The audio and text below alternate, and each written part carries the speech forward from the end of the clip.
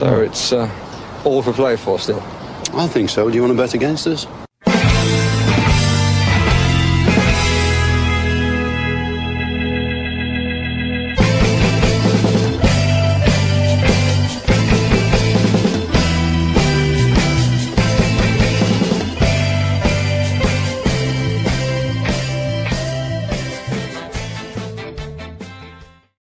Hello, everybody, and welcome to For the Love of Paul McGrath podcast on this absolutely stormy Tuesday evening here in Ireland. I don't know what it's like across the water, but gosh, I'm nearly blown away here. So if you do see everything spin around in the background, it's just some sort of localized cyclone that's happened here because it's wet and wild out there. Paddy, how is it down in Limerick for you? Because I might make it through this podcast. Something could go wrong. Genuinely, it's wet and wild. I got a break in the storm there, so I went and filled my car because I'm after being off work sick, and the weather is supposed to be awful in the morning. So I said I'd fill the car in that time. It took me about a half an hour to get back out the road, a quarter of a kilometer. So yeah, it's wild out there. But thankful to be inside in the warmth and the heat, and about to deliver some news to people who watch the podcast. Yeah, absolutely. And let's kick off with that. We will talk about the Douglas Luiz and we will talk about the Tammy Abraham stuff in a moment. Absolutely. But we have a podcast update. For any of you guys who watched our post-match podcast after Newcastle, after the wonderful win we had against Newcastle at the weekend, if you watched that podcast, we did say that we are going to have a live event coming up in Dublin. And basically, we wanted to pop on today to say that live event is now live and you can buy tickets for it. And it's going to be a real good party because essentially it's going to be a League Cup 30th anniversary party because it's essentially almost 30 years bang on to the day from when we last won our piece of silverware, our last piece of silverware as Aston Villa Football Club. And it's going to be a great day. We won't go into too much of it at the moment. We're going to drip feed some information on this, but rest assured that there will be 4 players who played on that day that will be with us, on the day. And we will have some other local celebrities as well, or some other internet sensations as well, joining us too. So it's going to be a real good day, a real party day. If anybody was at our last live podcast we did in Dublin, it's actually going to be in the exact same venue as where it was in Dublin previously, the Laughter Lounge. And we do have an all-day event planned for this. So we would love to see you all there. Let the hair down, celebrate the wonderful team of 1996, and also celebrate the wonderful team that we have now as well, because Aston Villa are on a roll, and long may that continue. And who knows, on the 28th of March, we could be lifting a glass to being one more step closer to Champions League football. Paddy, how are you feeling about it? I'm very excited about it. I'm looking forward to giving people all the information. It obviously it's going to kick off probably a little bit earlier than the doors open at 1:00. We've got no, it's not the day. It's the day before, Mr. Melty Shorts. We made sure of that. But sorry, no, the Ireland Czechia game is on Thursday night. The podcast is on the Saturday. So if Ireland beat Czechia in that semi-final, we don't play until the Sunday. So it's not going to interfere with anybody's plans over that weekend. But yes, all-day event. People will be meeting in Dublin from early in the morning for liquid breakfast, maybe, then onto the show at 1:00, and then an after party close by, similar to the last time. 4 players, and we're about to show and a guest is going to join us here in a couple of minutes who's going to come along on the day, and Neil will share a link in the podcast notes, I presume, of where we're going to he's up there now. I'm going to pop him in the podcast notes, but for anybody watching the podcast now, I'm going to pop in the link here for a moment. You, Paddy, you fill there for a moment because I just need to make sure. Yeah.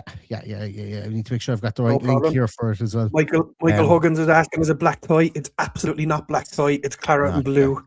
Claret and blue all day long. Wear your jersey. Wear your colours. Do everything you can to look like a Villa fan, because the last time we had this in Dublin, there was a queue of 200 people down the street, all dressed in claret and blue, and I'm sure in a city full of Liverpool and Man United fans to drive by and see that was something incredible. So you can guess all you like. We're not going to tell you tonight who the players are. We will tell you one on Friday, is it, Paddy? Pardon? we're going to be drip feeding them over the weekend. You know, over the weekend, we will start drip feeding them, and don't worry, you guys will all know in real time. But we needed to make sure that everything was locked and loaded for this. Look, we try to look. One of the big things we do with the podcast is we try to put back any money that we earn from the podcast into days out like this. Now, obviously, this isn't the cash cow at all. This podcast, we don't take a penny from it, and it doesn't this is a hobby more so than anything else. The tickets are on sale at the moment. One of the big things about Ireland is venue prices and insurance. They're one of the two things you do not want to be getting involved with in Ireland. So, because you literally, my kidney is still in a pawn shop somewhere after the Paul McGrath gig we did. I haven't been able to get it back, and I need the other one to survive. But I'm going to pop in the link here. Actually, sorry, I forgot to put in. There's the link for the for tickets for the event. As I say, we've four guys coming over. We've actually more than 4 people coming over from Birmingham. We've 4 players coming over from Birmingham as well. And as I said, we will let you guys know about that. But we do have other people coming over. We're going to introduce you to one of the guys coming over as well. That's going to come, and he's going to eat, drink, be merry, and maybe even sing a few songs, because it's the wonderful Sam from True Adventures. Sam is going to be this in Ireland as well on the 28th of March, and we're really, really looking forward to it. I did tell you it was going to be a party atmosphere, didn't I? Sam, how are you feeling about it? I'm buzzing. Do you know what? I'm also a bit scared, mainly because of the drinking. Because if I'm going to have to do some music at some point, I'm going to have to not drink. It's very difficult. Sometimes if you're a musician, Neil, you play guitar. No, I'm one of these people I'm one of these people that if you tell me exactly what to do, I will do it perfectly for you. And I have been on stage with a band for a tour. I can't play an instrument, and that is God's honest truth. I'm a mimic. That's all I am. But, I mean, but if you've performed, it's very difficult because you get. I don't actually get nervous, to be honest, but I get excited and I start drinking, and it's very difficult. You have to really, really be careful not to overdrink. It's a bit like playing pool. You know, if you ever play pool, like after 2 beers, I'm a very, very good pool player. After 2.5 beers, I go back to being not a good pool player. And after 3 beers, I'm the worst in the world. And I'm a bit like that with music as well. So I need to keep myself at an equilibrium, at least until I've done my bit that I have to do. But no, I'm buzzing. Do you know what? This is my dream gig. I mean, I'm 40 years old. So when this happened, I was 11. 1996, I was 11. And when you're 11, you eat, sleep, drink football, don't you? Like, you know, I could have named you every player in the league from my sticker album. You know, you're a complete obsessive. So for Villa to win the 1996 League Cup, I was just like, I still just go on about it now, to be honest. I haven't shut up about it since, maybe because we haven't done anything since, but it's so ingrained in my memory. Earlier today, I was watching the full 90 minutes of that game because I was like, I think I'm going to watch it. It was so interesting to watch. They had Virginia Bottomley, who was I assume a Tory MP.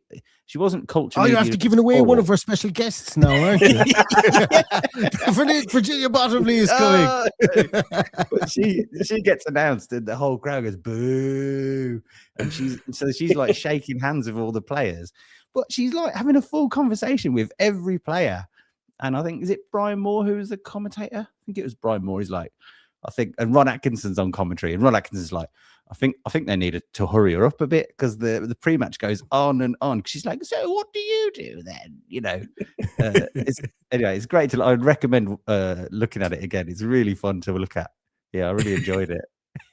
Sam, there's no need for you to worry about your performance on the day, because there's a reason we put these shows on so early. Is so that we can celebrate afterwards as opposed to going bananas before it. So doors open at 1 o'clock. Oh, great. You'll be on stage early enough, because you'll have to be up there to give us a rendition of your most famous Villa tune to get the crowd going at the start. And then I'll be doing that. That'll be great. We'll have a little chat. And there's another song you have to play at some stage, because unfortunately, on the day, I'll have to blow out 50 candles because it's my 50th birthday. Is it really? Oh, Yeah. what a day. And What a on top day. of everything, Sam, I have to buy him a present too. Would you believe that? And so you were, so you're 10 years old. So 20? you were 21 when that game happened, and it was close to your birthday. Yeah, nearly 20, I think. That be Yeah. right? So what? Nearly 20. Oh, my Yeah. maths is off. So how did you celebrate the game? Did you go? Did you go to Wembley, or were you? I was there. Yeah. You were there, really? I was just driving. We were just talking about the weather there, and I was just driving back. And the rain that's fallen there reminds me of the rain that fell on that day against Leeds, because it was a horrible March afternoon. But we were covered in the old Wembley, and we were behind the goal that Savo hit that rocket into, and I'll never forget it. It was a mad day. I went out I don't know, you know how memory works, but in my memory, my dad, I said I already had the shirt, the home shirt, and I said, and I already had the Savo bandana, and I never had a name on my back. And so the next day I went out and I wanted Milosevic, and my dad was like, well, you know, it's probably like, what was it? Probably like £1 a letter or something. Like, what about Savo? Just have Savo. That'll be all right. So I went and got Savo on my shirt the next day, because he'd been maligned, hadn't he, up until then? That was his moment, really, in a Villa shirt. Absolutely.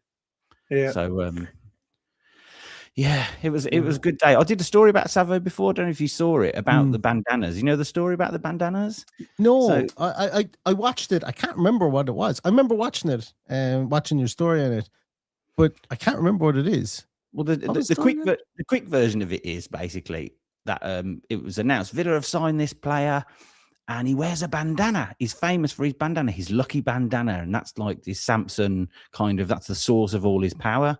This bandana. So Villa, Doug Ellis, obviously was like, right, get some bandanas printed. They printed 8 gazillion bandanas, and every kid in Birmingham, like me, bought the bandana, and were like so excited. And Savo lands in Birmingham, and he doesn't speak a word of English. He's just come from a civil war, and he lands in Birmingham, and they're like, Savo, we're so glad you're here. Look at all these bandanas. You know, everyone's so excited. All these thousands of kids wearing bandanas, you know, and Savo's like, what the hell is going on? And it turns out basically he just had a head injury, and he wore a bandana for like 3 games to cover this like bandage that he had on his head from a gash on his head. So he didn't even wear the bandana. Thing was complete nonsense. And he was just like, oh yeah, bandanas, right? Yeah, oh yeah, the bandana, right? Brilliant. Like, oh no. And when I was a kid, I assumed that his relatively slow start for Villa was because he wasn't wearing his lucky bandana, and that the Premier League had, your friends Paddy, the PGMOL or whatever they were called in 1996, had kiboshed the bandana. And it turns out there was no bandana; it was a load of nonsense, and it was just Doug was just trying to make a quick buck off flogging all these bandanas. So yeah, poor old Savo. Poor old Savo. I wonder, Brendan Miller there said he still has his bandana. I presume there's still a lot of them knocking around. I know I had one. Was probably too old to be wearing it at 20 years of age, but I didn't give a shit at that stage. But I think I wore it to Wembley that day and ended up putting a woolly hat over it because it was so cold and wet. That's my recollection of it anyway. That's right. It was a shame for Savo, really, because nowadays you've got all these liaison people, and they sort you out, and they set up your bills and your broadband and whatever else you need. You know, they book your Waitrose delivery or whatever footballers need doing, and they fly over your family as well. But like I said, Savo's come from a civil war, and apparently he's just dumped in a house in Sutton Coldfield or something on his own, doesn't speak a word of English, and they're just like, yeah, training's on Monday at 10 a.m. or whatever, come down and make sure you adjust to Premier League football or you'll be labelled a flop. You know, Yeah. and he's like ringing home to try and find out if his family's alive, and everyone's going, he's not very good, is he? I thought he was meant to be better than this. Where's the bandana? So I felt bad for him, really. My mother actually, talking about Savo Milosevic, I used to have, like every kid in the 90s, on my bedroom wall was adorned with posters, you know, from Match magazine, Shoot magazine, just literally it was wallpapered. At one stage there was like actually posters over posters. I like posters so much that kept them up on the wall, but I put other posters over them because I was superstitious at the time. And I said, oh, the Villa have won an awful lot since that poster went up, but I want a new poster. So I put another poster over it. At home, I know if I go home and I go up into my attic, I know I'll be able to find three big, massive posters. One of Savo Milosevic, one of Mark Bosnich, and one of Paul McGrath. And I'm nearly tempted to go and find the one of Milosevic. Now, spoiler alert, one of the players isn't Savo Milosevic. I know. I feel like we're leading people down a garden path, aren't we? Just a spoiler alert. It's in fairness, Neil, it wasn't for the one. It wasn't for the one to try, and I did try. I did get a letter to his club. He did apparently get the letter because they emailed me back and said yes, he got the letter but can't make it. So we did try and get Savo to come because that would have been quite fun, wouldn't it? It would have been amazing. I assume he can speak a bit of English now. Maybe he was there for long enough. Yeah, for 3 years. Didn't he have that big spat with an English referee as well in one of the European games? So I think he did. He's well able to speak English. I don't want to slander Savo on your pod, but I do remember there was some controversy possibly about his politics a few years back as well. I think, but who doesn't have out their views? You know, yeah. At the best of times, exactly. But yeah, listen, look, we're really looking forward to this because we didn't do any last year. We did one of these in 2023. Actually, we lost. So Ian Taylor came to the one in 2023. We lost Ian Taylor for a good hour and a half and could not find him in Dublin. And that was our fault. It wasn't his fault. He didn't escape from us or anything like that. We lost him. We went, crap, where do we leave Tails? We just walked away and left him. That'll tell you how good the night was. That was about midnight. That stage. But, we did find him, and he is still obviously alive and kicking. Thank God for Philip Drew was able to visualize the restaurant that Ian Taylor was. He couldn't see the name of it, but he was describing everything, and Philip took off and tracked him down and got him back to and right on cue. There's Philip in the comment. There he is. The white knight in shining armor, Philip Drew. We might handcuff Philip to Sam so he doesn't get lost.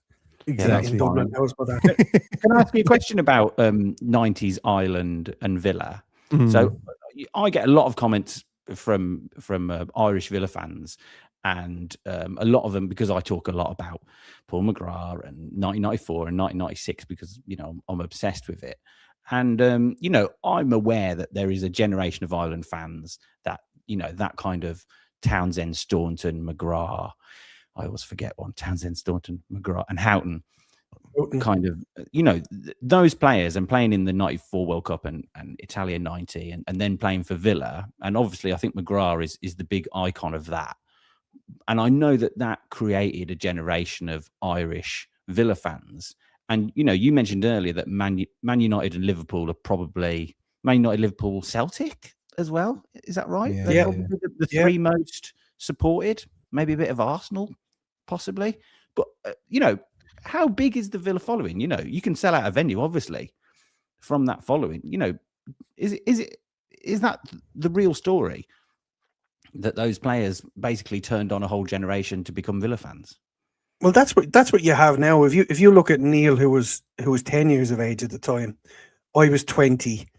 A number of the guys who I would have went to Wembley with were in their 20s, late 20s, early 30s. So there's got a area of life that fits in there from age 10 to about 30. So at the moment, that's 40 to 60. And we probably should see a lot of that age profile turn up at this event. And it was the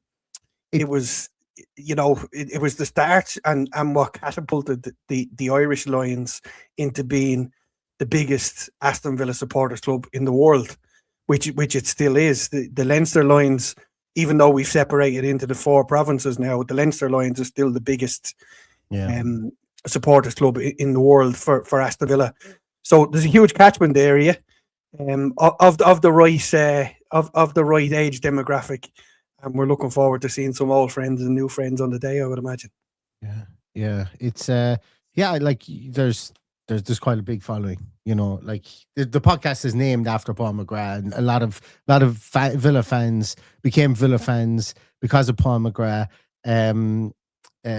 Like I know, like my dad would have told me that there would have been would have been a spattering of Villa fans around the place, obviously for Eamon DC here in Galway. But like even Con Martin in Dublin, when he played for Villa for a short period of time, would have been a lot of Villa fans in Ireland because of that. Essentially, like Irish, you have to remember as well, without getting into history lesson, like you couldn't play association football in Ireland for years. You weren't allowed. You couldn't play it for a good period of time. Well, you could, but you couldn't play other sports as well. And so, like, it's really only since probably like the 60s and 70s that it's become massive to support the club here in Ireland. So it really kind of people follow Irish players that were playing at teams. That's the way it's always kind of been. And obviously you had the Liverpool Brigade, and they were very successful in the 80s, and then you had United as well.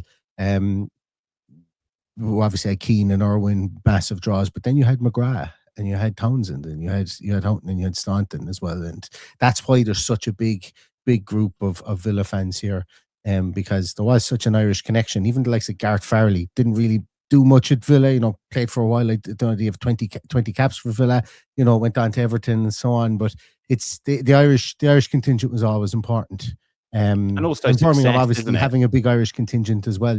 Irish diaspora in Birmingham too was always very big, because a lot of people would come home from Birmingham and go, oh yeah, we're over in Birmingham, that's where Aston Villa are from too. And it's always all part of it as well.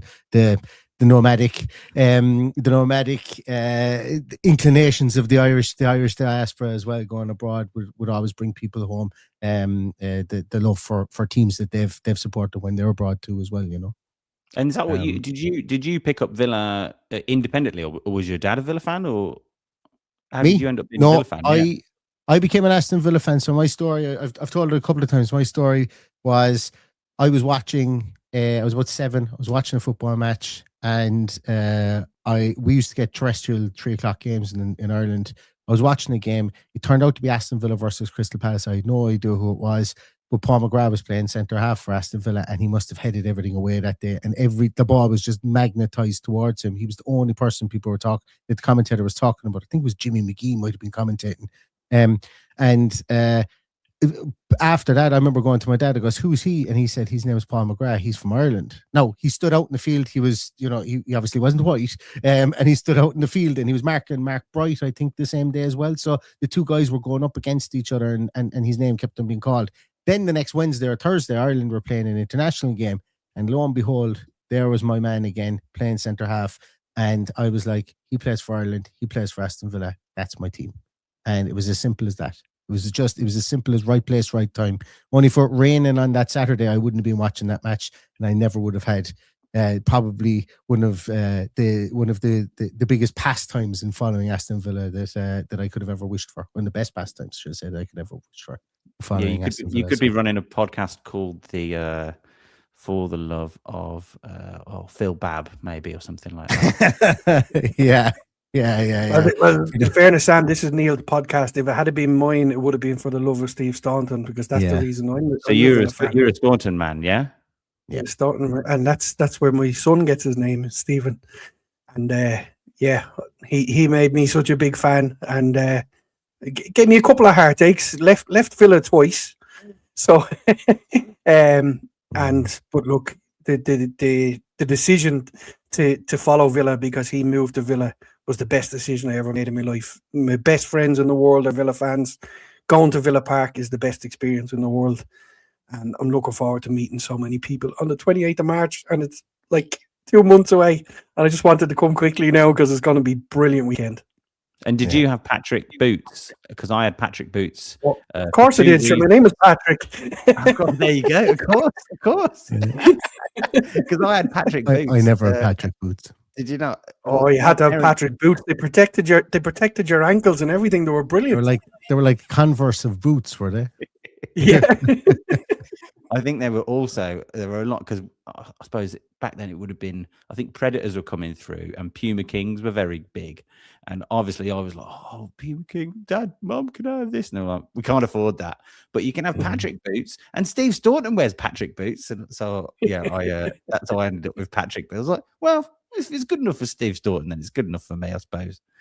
I'm glad you fell for something like that too, because my parents got me to buy I wanted an Aston Villa jersey, and I was like only 7 maybe at the it was probably, actually I was probably older. I was probably 9. It might have been for the 94 World Cup, and I wanted a Villa jersey, and you just couldn't get them in Ireland. And I got a Packy Bonner jersey, Irish goalkeeper jersey, and the reason I got it was the only jersey in the shop. It was the only football jersey in the shop that wasn't United or Liverpool, but it wasn't even a real jersey. It was a knockoff, because it was not even a knockoff, but it was like O'Neill's, or the company in Ireland, or a clothing company in Ireland. They made a version of the jersey, and it wasn't even a real jersey. It wasn't even the jersey that Ireland were going to wear. But my mother went, look, everyone will go and they go, oh, that's Neil's, because the logo said O'Neill's, and I went, that's brilliant. I have to have that shirt. I absolutely have. And that's God's honest truth. I remember standing in Lifestyle Sports having this epiphany moment of going,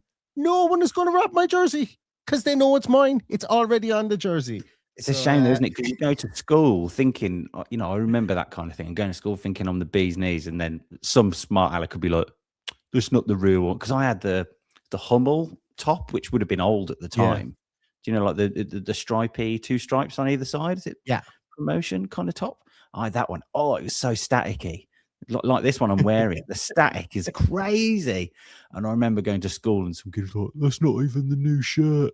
And I was heartbroken, I thought, oh, yeah. I thought I was so cool, with my shirt, my Patrick boots. It's worth more than any new shirt now if you still had it. Exactly. That's right. That's right. It's all gone backwards, hasn't it? That's it. Yeah. All this chat actually reminds me, I have the white 96 jersey, the white third 96 jersey with Savo number 9 on the back of it inside. So Paddy, if you could maybe give me the address for the club, I'll post it out to him, see what he signed it and post it back to me. That'd be nice.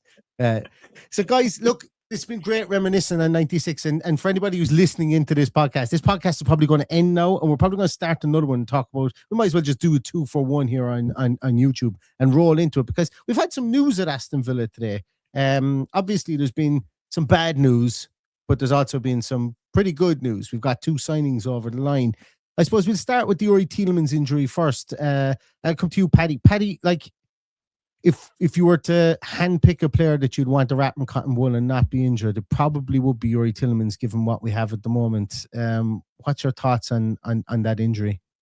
Yeah, it's a gut punch again. It's the third one. And if, like you mentioned, the one player you want to wrap in cotton wool, it was the 3 of those that we know and love. Are the midfield dynamo of our team, the leadership, as I call them.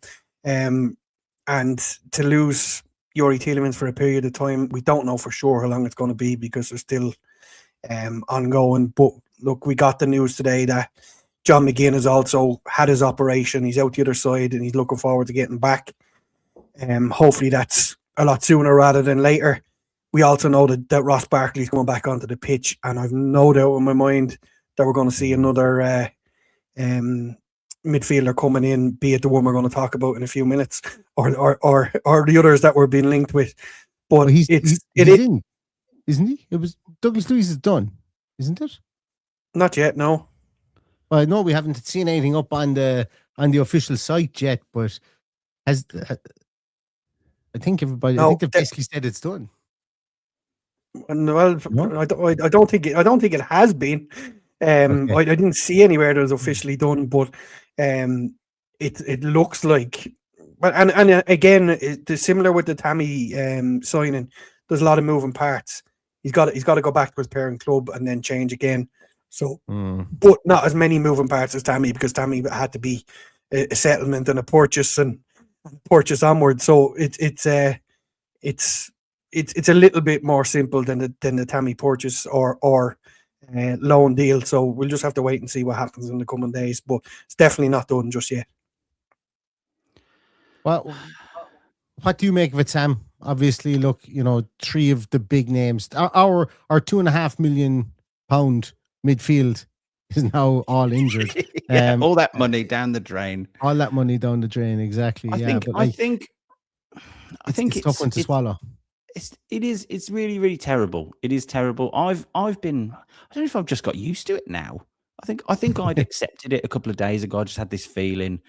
I think Villa, what Villa seem to be doing is not announcing these injuries until they've got the replacement, which is a smart move, isn't it, really? Because you don't want to come out and say, oh, no, our important midfielder's injured. We're definitely in desperate need of a replacement. So I think that is an element of what they're doing. But they all seem to do this, don't they, Villa? We never get the injury news quickly. It's they break it to us. They string us on a bit, don't they? Oh, maybe it's not so bad. Maybe it's not so bad. And then a couple of weeks later, it's like, no, he's done for. It's all over. So, and then we're left with Onana, injury prone, Barkley, injury prone, Douglas Luiz is coming in.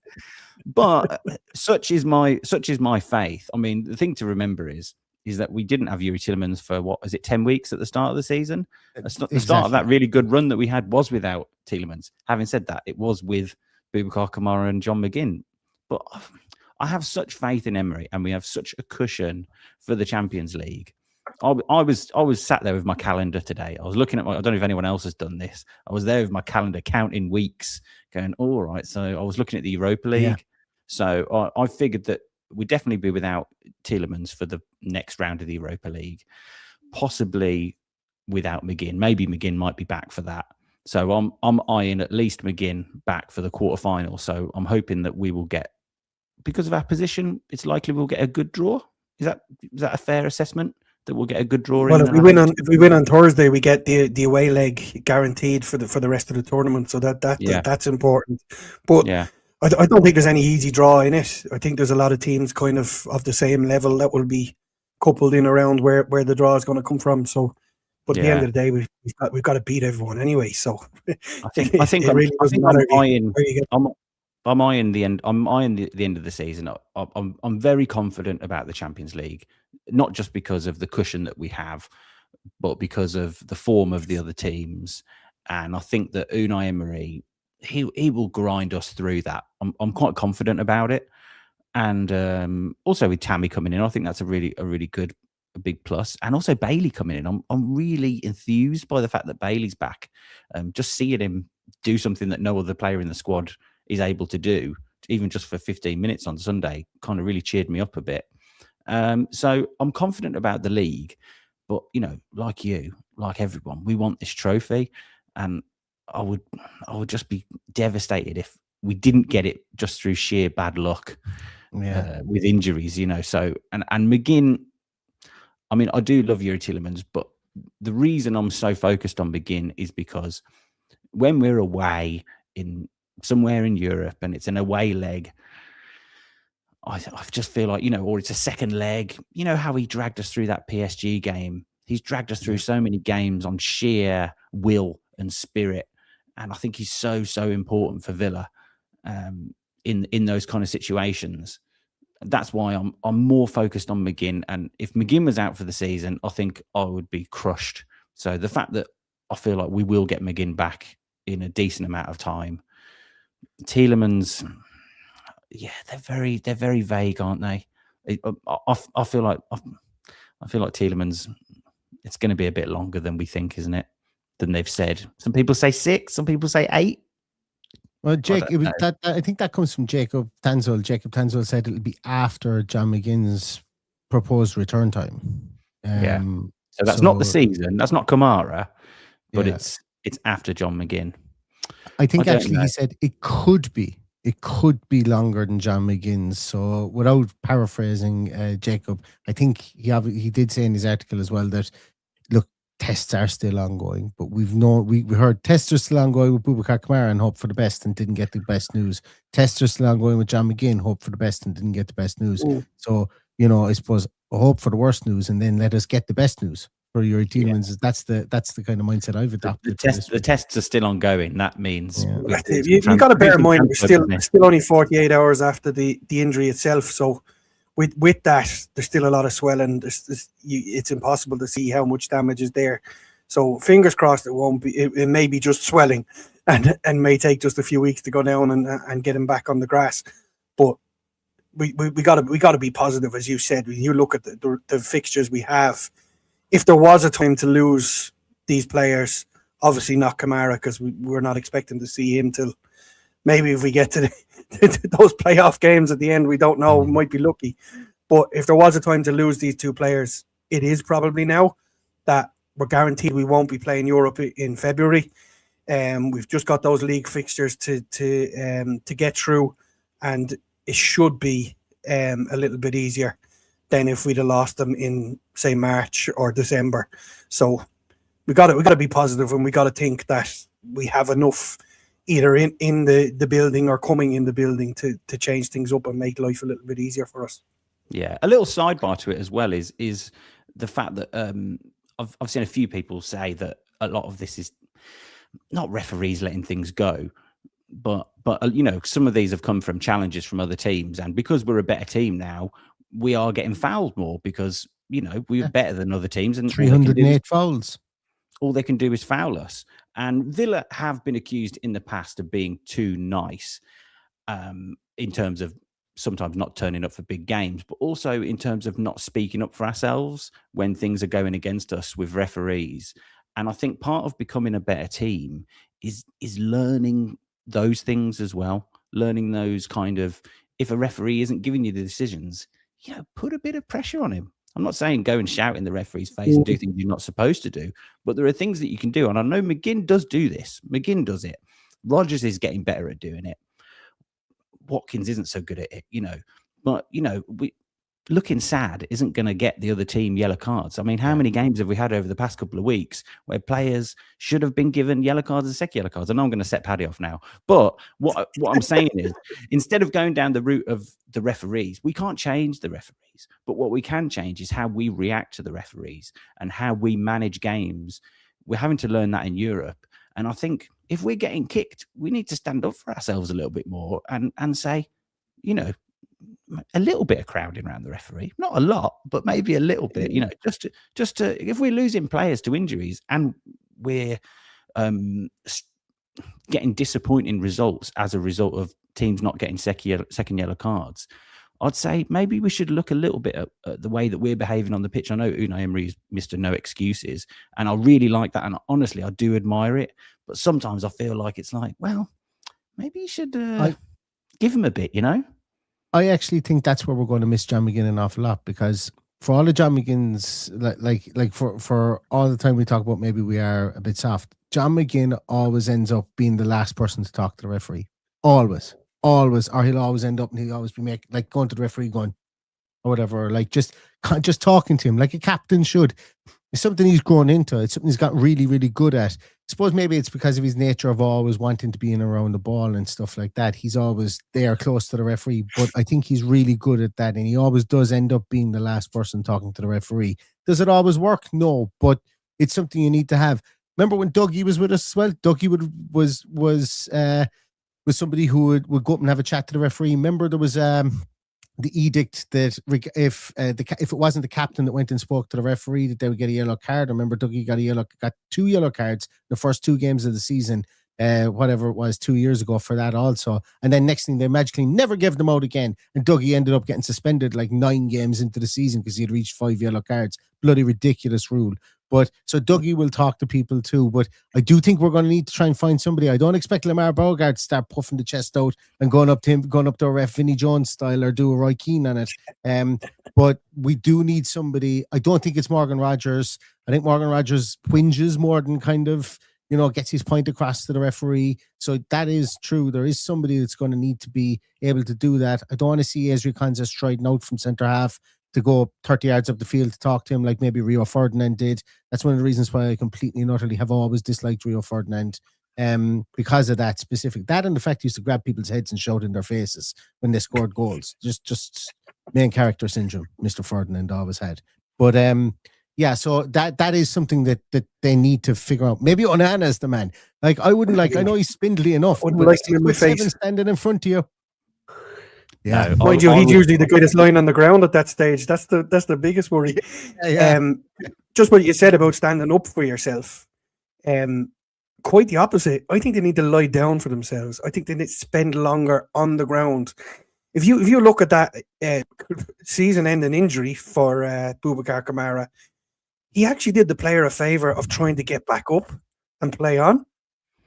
You know, and if I would guarantee you that if David Beckham done that under Alex Ferguson, or Damien Duff done it under Jose Mourinho, or Thierry Henry done it when they had arsehole Wenger in the dugout, these managers would have fucked them out of it when they got them off the pitch, because the whole idea was you got injured, you stayed down, you looked injured, second man in, had the shout in the referee's face, yellow card all day long.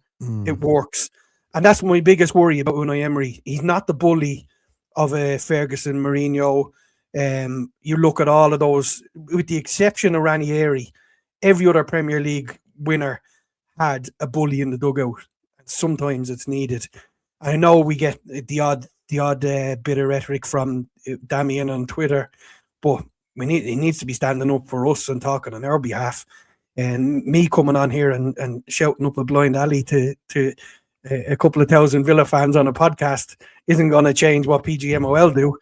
But we've got to be stronger. We've got to be stronger in our communication with these guys, because they've literally caused us our three biggest injuries, or two anyway. Not the McGinn one. The McGinn one was obviously part of the warm up that it was picked up in, but the other two were refereeing errors. It was definitely a yellow card for the Kamara one. That's all it was. I'm not saying it was a red card. It was a very, very poor time tackle. It was a yellow card. And then the one for Tielemans at the weekend wasn't even a free kick. Like, what have we got to do? You know, he had the whole day with Tonali in his face. The whole day, every time the whistle blew, Tonali was there. None of our guys, just Tonali. Yeah, and it's affecting game state as well. You know, we're talking about Joe Linton, we're talking about Marino, we're talking about Garner. You know, those are three possible red cards. Not that Villa are any bloody good at playing against teams with 10 men, but what? And also, I mean, how many penalties are we getting? Not many for the amount of touch. I mean, you'll have the stats more than me. We get a lot of touches in the box, and you know, there's no penalties happening, and I do think it's coming from a good place. It's coming from Unai Emery's no excuse culture, but you know, maybe a little bit of, I don't know, even in press conferences, I'm not. I feel bad even criticising Unai Emery for this, for being an honourable man, you know, and not throw. But you know, sometimes you think, just throw in a little bit in the press conference to say, yeah, look, we've just lost a couple of midfielders to this, and we could have had these yellow cards. You know, that's all part of that. Is unfortunately part of football, to just put a little bit of pressure on the referee on Saturday. You know, get that news article out there on BBC Sport that Emery said this, and that Emery's, you know, and you know, and players, they need to stick up for their teammates, because their teammates are getting injured. So you need to speak up for your teammates. They're getting hurt. I thought Steven Gerrard would come out and like and look, hey, talk about bringing down the whole mood of everything in the conversation, bringing up that fella's name. But I thought when he came in that he was going to be somebody who would do this. And I think early on, Paddy, you said it to me, and I didn't quite believe you at the time, or I didn't want to believe it, because I thought that he would be a leader of men. You said to me, not going after the refs. I thought he'd do it. I thought he'd do it like he did it as a player. His mind isn't in this. His heart isn't in this gig at all. I'd say after maybe about 12, 15 games, you said to me, because I was expecting him to go full bore on refs, because he'd get away with it by the FA. The media would row in behind him. He'd have this massive long honeymoon period with the media. He still has. They don't even admit he was a problem at Aston Villa. But remember you saying that to me, you go, his heart isn't in this for it. And I thought he would be somebody who would do that. But you're right. It should come from the pitch, but it also should come from the dugout too, because, you know, Arteta people get Klopp and Arteta will get decisions because of that too. And you know, I'm kind of happy with Unai not doing it, but I'm happy with I'm happy for the players to stand up and be counted as well. Or they'd get their mate to do it, wouldn't they? They get their little mate. They've always got a little mate, haven't they, that does it for them. Mourinho used to have one, didn't he? And Klopp had one You know, they've always got their little mate who gets booked instead of them. You know, go and tell him. Go and have a go at the ref. And then the manager can come over and say, oh, calm down. It's all right. He's right, though, you know. Exactly. We also have definitely signed. Well, let's talk about Douglas Luiz. So I suppose let's talk about him there because I know we didn't really touch on it. Great to have him back, I think. We haven't scored a penalty. We haven't been given a penalty this year, talking about refereeing decisions. But now we have somebody that can take. Well, we have two people because Tammy Abraham could take a penalty too. But now we've got. We did go out of the cup on penalties. Yeah. Well, yeah, Douglas Luiz missed those penalties against Olympiacos, but Tammy Abraham scored the penalty the last penalty in the playoff final, didn't he, as well? So at least we have somebody who can do it in the big day. But Dougie Luiz first, great to have him back, range of passing. I don't think he originally was the Tielemans replacement. I think he was somebody that was brought in because he knows the system. But now I'm delighted he is coming in. I think it's expedited it because he will be the Tielemans replacement because Tielemans was the Douglas Luiz replacement. And I think you can't say fairer than that we've got somebody coming in that knows the blueprint, knows how to play that role the way that Unai Emery wants to play it. And that bears into it. Paddy, would you have gone for somebody different in that area? Or are you happy that it is Douglas Luiz that is David Ornstein and everybody else is saying is nailed on to sign? Yeah, I think when you look at the fact that he brought back Leon Bailey, who knows the system inside out, he knows exactly what's expected of him going onto the pitch. We've already made replacement to come in on Sunday. Should this get over the line by Friday, and he can step in and do the same job that he did 2 years ago or 2.5 years ago, whatever it was when he left. So very, very happy to have him around and to not have to bed somebody in and learn the system. And part of me thinks that we might get one more in. I have a feeling he might bring in another lone midfielder.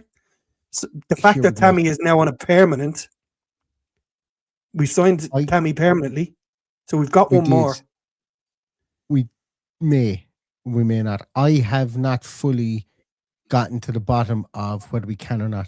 Squad A list again here. It's the UEFA thing. Squad A list, players in, players out. So it looks like we're keeping a positive. So we don't see, because we don't know the numbers specifically of the Malin deal. Is the Malin deal a full transfer straight away? Is it a loan to be made with an obligation?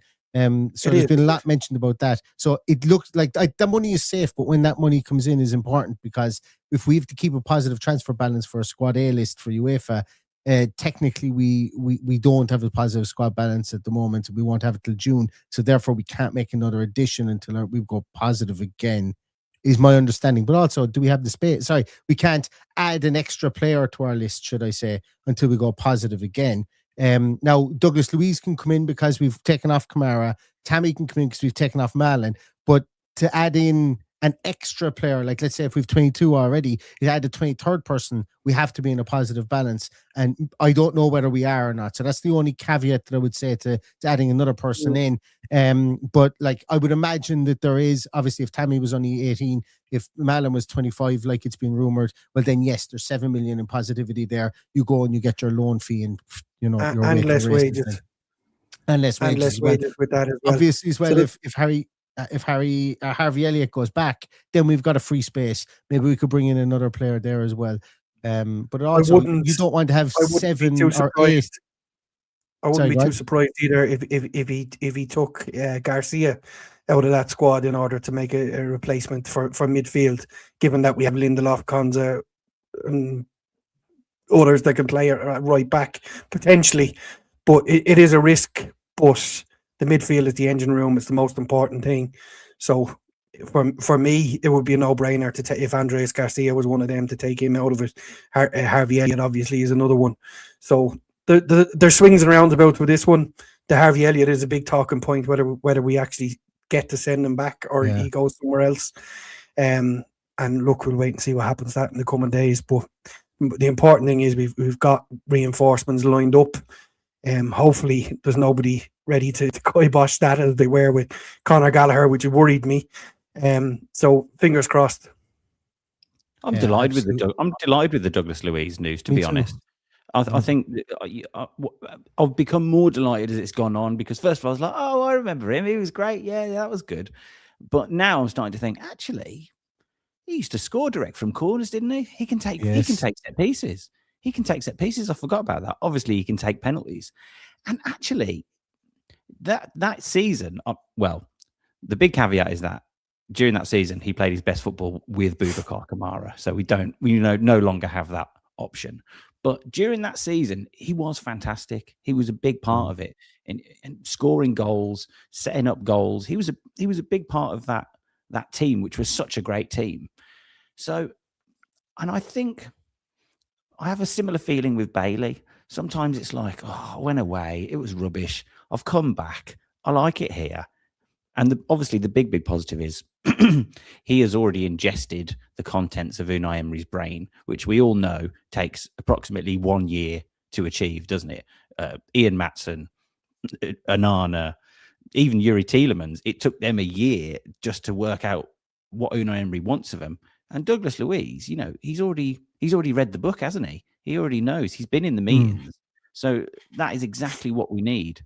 And also, in terms of kind of smart transfer business, move them on, bank the money, and then loan them back in when they've done rubbish somewhere else. And Sam, it seems that we've got an option to buy at the end of this as well. So like, it looks like Villa have gone, yeah, listen, Douglas Luiz is 27 as well. Like when I read that today, I goes, 27. I was like you'd be expecting Douglas Luiz to be 29. So it could be something like that. Whatever that option to buy is, I don't know what it would be. It's not been rumored or not been mentioned anywhere. Maybe it comes out over the next few days. So like maybe Villa have done a heist of the century here. You get your 53 million in plus 2 players. You flag off those 2 players as well because Barnett is gone. You replace him with Tielemans for free. You replace him with Tielemans for free, and then you get him back for a cut price deal. It's not bad business, is it? I know that he had a good. I know he had a good relationship with Vidagani, didn't he? He had a good relationship with Vidagani. I remember Vidagani was very effusive about him when he left, and was sorry to see him go, and you're welcome back any time. Yeah. So I think I assume they must have been in some kind of contact with him, and I'd say so. Yeah, there might have been a bit of a come and get me plea, and they said, "Oh, actually, thinking about it, that's not a bad shout." I wonder, would UEFA do something mad like go, well, he's back at Aston Villa now. Do we degrade his transfer value and upgrade it here and blah, blah, blah? If they started to do that, I would be on the first plane to... Neil, we had a nice positive podcast here. To Alexander Sefran's host, and I would look for answers at his doorstep and live stream it to everybody if that was the case, because I'm not the biggest Alexander Sefran fan, never have been. So it's definitely. Look, we want to talk about Tammy first. We're nearly here an hour as well, which is great. And don't get me wrong, that's not a bad thing. But let's talk a small bit about Tammy. Tammy is back. It seems to be like as I say, getting the band back together. We're talking about 30-year anniversaries here, getting players from the 30-year team back again. We're getting players from the 6-year anniversary team back again here as well. In Tammy Abraham coming all the way back from Turkey, finally done over the done deal, 18 million plus Yashin Özkan. I don't know what the story is there, because apparently Anderlecht are still playing silly buggers over getting him back, whether he goes to them when he returns back at the end of the season or not. They've just kind of left it open-ended and gone, yeah, Özkan is going to go at some stage to you guys in Besiktas. But I believe weekend. And the fact that they've gone with a full buy of Tammy Abraham means that it's a gentleman's agreement, I would imagine, between Villa and Besiktas towards the end of the season. And if Anderlecht want to play silly buggers, just wait till they come looking for a player again. Yeah, that makes sense too. But Tammy is in the building. There was a comment there that came in from Kieran O'Callaghan, and it might as well just start with this, because look, we know all about Tammy. We know that we're happy to have firepower up there and genuine competition for Ollie Watkins. But Kieran O'Callaghan asks here, guys, talking Tammy, how many goals or goal contributions would you think we could get out of him in the last 15 games? I'm going to take that one. I'm going to start with that one. If Tammy Abraham only scored 4 goals between here now and the end of the season, but every single one of those 4 goals won the game, won the individual game that they were scored in, that would absolutely 1,000,000% do me. I'm not interested in goal contributions unless they're meaningful goal contributions with 15 games to go in the season. That's kind of where my mind is at the moment. I think we'll score goals, obviously, as a team. We have done, albeit, Tielemans being the creative impetus is out of the team now. But my mindset is if Tammy Abraham only scored 4 goals, I would be, and they're all winning goals, and they got us 12 points. They'll be a brilliant 4 goals. What do you guys think? Would you set him a target as such? Is the target lofty because he knows the system? He knows how England works, and he knows Aston Villa and familiar with these surroundings. I'm going to say that I was before you said that about when he scores the goals. That is exactly what I was going to say. Is that it's about when, because the higher up in the league that we get, and the more that we get to the end of competitions, and we're on those fine margin, it seems to all squeeze up, doesn't it? It's all right when you're in mid-table because nothing really seems to matter as much. But when we're getting to these crunch moments, semi-finals, quarterfinals, and winning the game to get us to the Champions League, it's becoming more of a moments game, isn't it? I don't know if football in general is becoming a moments game, or is that just the way Villa have been playing? But, it's becoming a moments game, and it's about getting that goal when we need the goal. So that's what we need from Tammy. So like you said, if he scores 3 goals, if he scores the winner in the Europa League final, he's worth every penny. If he scores, the goal that wins us away at Old Trafford, he's worth every penny. And also we do want numbers, but for football, we're a bit obsessed with numbers in football. What I'm also interested in is he able to make the team work in the same way that Ollie Watkins makes the team work? So the problem that I had personally with Daniel Marlon was I loved that he scored goals. I thought it was brilliant, but the team didn't work the same way as it did when Ollie Watkins was there. Even a half-fit, trudging around the pitch, low on confidence Ollie Watkins still makes the Unai Emery system work. So if Tammy Abraham can come in and take the load off Ollie Watkins, because didn't Tammy Abraham score very, very few goals from outside the box? So, for Bangor FC, sell him. I think we should sell him. That's not what we've been doing. Is that because we're not creating chances inside the box? I don't know, but it's. But does that not make him? I suppose, Sam, as well. Does that not make him? I'm not going to say the last piece in the puzzle, because Ollie Watkins scores lots of his goals from inside the box too. That wonder strike he had against the team, who I can't remember what it was now. Forest. Forest. That wonder strike he had. They're not an Ollie Watkins special, So, but we have had the barren spells from Ollie Watkins. So maybe you and I is like, yeah, it is unsustainable that we're going to win games by scoring from outside the box, but we're going to bloody try it. But our plan B needs to be 6'4", and it needs to be called Kevin Tammy Abraham, and that's fine for me too, because it's so like without it being the final piece in the puzzle. I think, look, if we were to say we had our 3 midfielders were fit and Tammy was coming in, and we got Douglas Luiz as well, I'd be rubbing my hands together going, this is shaping up nicely, But he's definitely somebody that like, he can hold the ball up and he can play that ball in the box. And I think, as you mentioned there, it's a really good point as to probably why he was purchased in the first place, is to, give us more chances or more opportunities to score from inside the box when we work the ball so well and aren't able to work crossing opportunities and cutback opportunities so well too. I'm going to go a little bit higher. And the reason I'm going to go a little bit higher is there's potentially 26 games left in this season, should we go to the back end of the FA Cup and Europa League. David asked the question, can they play together? And I think when that mayhem comes together, when we're chasing games, that's when the goals start to come. I believe he will get close to 10 goals, if not 10 goals, this season. I know we're going to pick up a few penalties with him in the team. I think he's going to trouble players. They're going to be pulling and dragging out of him because he's so bloody big, and he's going to score 2 or 3 penalties this season. I'm hanging my hat on that one, but I believe he can do it. I'm excited by his signing. He scored 25 goals in 37 matches for Aston Villa. I know it was the Championship. Absolutely know it was the Championship. He did very well at Roma. He did very well at Chelsea. There's plenty of opportunity there. There's plenty of games for him. So I believe he can get close to 10 goals. And another player that's not young, that's not old either. He's still technically in the prime of his career, isn't he? It's don't not think like he turns 29 till October. Yeah, he's not like 31, 32. It's just because he's been around for so long. And what the big thing is, 2 weeks ago, it was Marlon's gone. So what are we going to do with that money? You know, in my brain, we've swapped Marlon for the return of Bailey and for Tammy Abraham. And we've had to beg, steal and borrow to try and get anyone else in because our midfield's been decimated.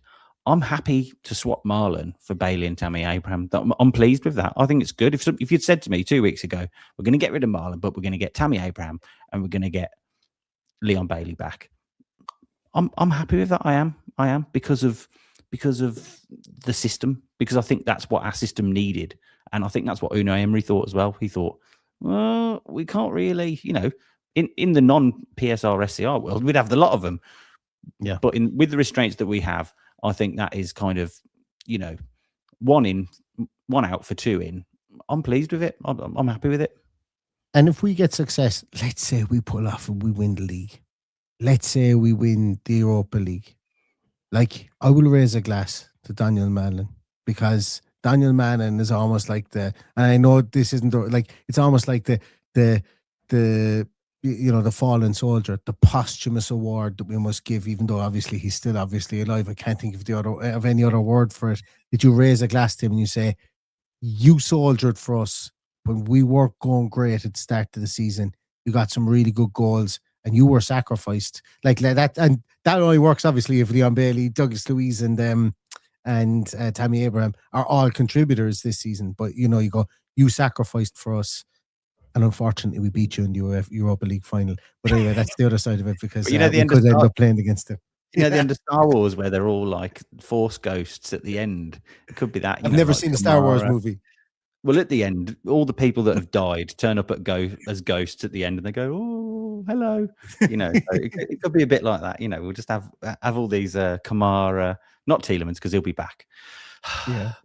But maybe Marlon and Kamara, they'll be the Force ghosts at the end.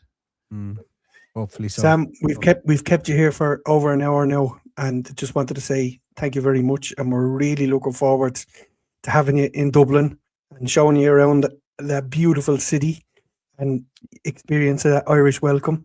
Yeah, and, I'm buzzing. I hope Neil, can you test your guitar for me? I don't have it in the moment. Not now, but before the gig, just test that plug-in works. That's the only worry I've got, little bead of sweat that I've got. I will. And look, even if I can't, I've a mate that's got. I don't know if he's coming yet, but if he isn't coming, I'll be able to. He's a musician anyway. I'll be able to borrow something off him. I will have you equipment that works. Do not. We will. And I will get that guitar to you on the Friday, so you can check it and tune it and make sure everything is okay. So don't worry at all. All is in hand. There's guitars in Dublin, isn't there? There's guitars in Dublin. We're safe. Of course there is. Allegedly, yeah. One of my other mates claims to know somebody who has an actual guitar that Rory Gallagher played. So let's see if we can let's aim for the stars and let's see if we can get that one too. So it's I have a guitar hanging on my stairs, which is Ed Sheeran's guitar, and it's signed, but you can't play that one. How'd you get that? You can tell me another time, Paddy. We won't tell. Long story. You can tell me another time. Long story. Right. Thanks a million, Sam. Thanks a million for everybody for joining us. This is for anybody who's listening to this and you're wondering, why did we just come into a conversation in the middle? We've cut this podcast up into two podcasts for the live podcast announcement, and then also the transfer stuff that happened today. But thank you so much to everybody. Listen, look, it's 2 months away. The link will be everywhere. I'll continue to share it out. I'll pin it to my Twitter. I'll pin it to my Blue Sky. It'll be in the bio for all of the podcasts. So if you are interested in getting tickets, there are tickets on the tickets will be on sale. I think there's 220 odd tickets, I think, on sale, or maybe 250. I don't know what it is. So they'll be available up to the morning of the event as well. So provided if they're not sold out. Yeah, if they're not sold out, exactly. So if you are interested in coming, we would love to see you there. And as I say, keep an eye out on socials and on our podcasts over the coming days. We're going to announce the 4 players over the next week or so, and then we'll ramp up the excitement, I suppose, for the day on the 28th of March, when we will get to hopefully meet you all in Dublin and have an absolute banger of a day. be great. But in the meantime, everybody, thank you so much to Sam. Thank you so much to Paddy. Thank you so much to everybody for watching and for listening. Stay safe, stay healthy, and all that's left to say is up the Villa from me, up the Villa from Sam, Up the Villa. and up the Villa from Paddy. Up the Villa.